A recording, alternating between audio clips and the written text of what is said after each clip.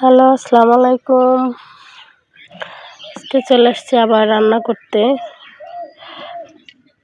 এই হচ্ছে তেল দিলাম আর রান্না করব হচ্ছে ট্যাংরা মাছ।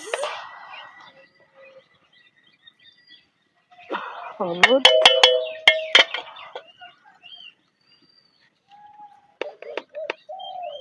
লবণ,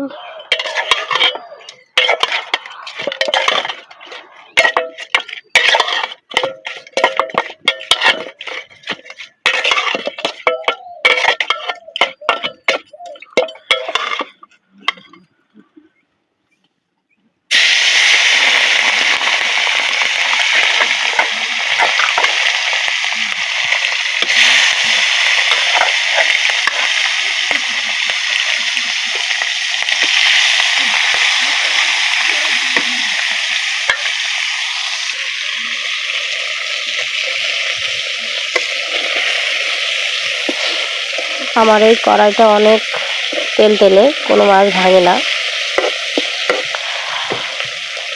কড়াইটা অনেক বছর আগের,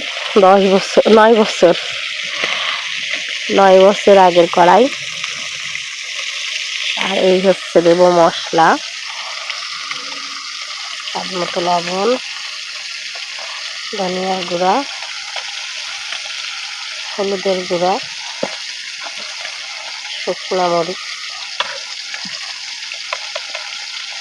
সরষের গুঁড়া, এই হচ্ছে জিরা, পেঁয়াজ, রসুন আমি একসঙ্গে মিক্স করে রাখি 2 চামচ।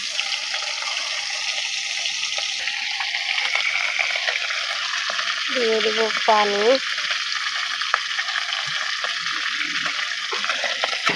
কারণ মশলাটা গুলাই দিলে ভালো হয়।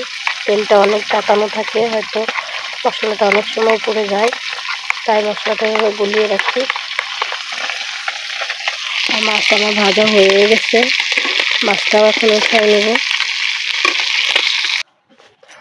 মাছটা আমি উঠাই নিয়েছি, এবার দিয়ে দিব সেই গুলানো মশলা।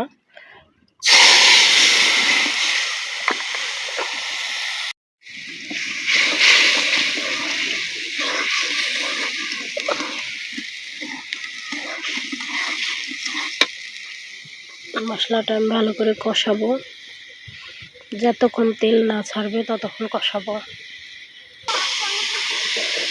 আমার মশলাটা কষানো হয়ে গেছে, দেখা যাচ্ছে তেলগুলা বের হয়ে গেছে। এই সেই সিম আর আলু রান্না করব।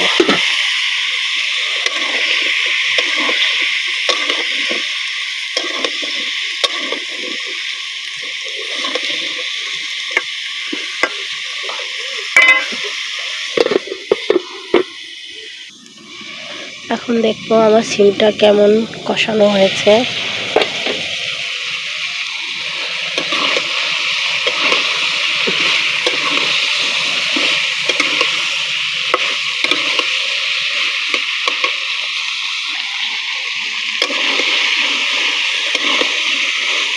কষানো হয়ে গেছে, দিয়ে দেবো পানি। যেহেতু সিমটা আমি ভাজা ভাজা করবো, তাই বেশি পানি দেব না, এতটুকুই যথেষ্ট।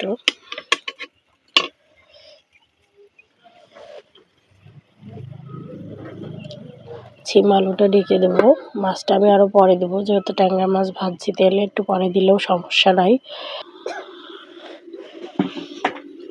দেখা যাক আমার তরকারিটা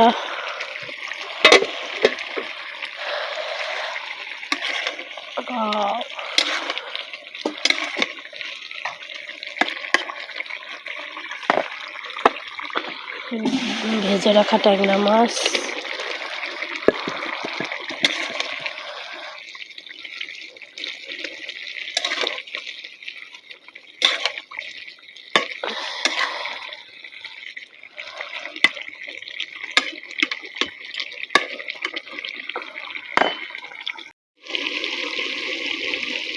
আমার তরকারিটা হয়ে গেছে, এখন আমি নামাই ফেলবো। তরকারিটা হয়ে গেছে, ঢালছি।